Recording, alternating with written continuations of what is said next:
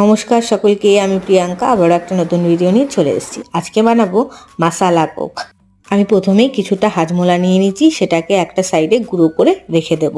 আর সাথে নেব একটু লেবু আর একটা কোল্ড ড্রিঙ্কস।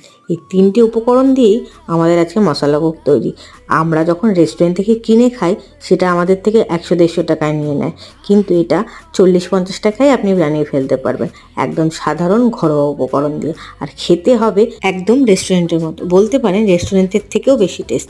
চলুন তাহলে রেসিপিটা শুরু করি। প্রথমেই গ্লাসের মধ্যে কিছুটা লেবুর রস দিয়ে দিয়েছি, তারপরে গুঁড়ো করে রাখা সেই হাজমোলাটা ওটা দিয়ে দিয়েছি 2 চামচ মতো।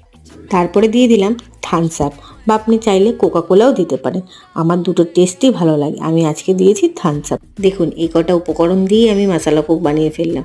এটা খেতে এতটাই টেস্টি হয়, এটা বাড়িতে বানিয়ে খাওয়ার পর আর রেস্টুরেন্ট থেকে কিনে খাবেন না অত টাকা খরচ করে। কেমন লাগলো সবাই জানাবেন। আজকের মতো টাটা।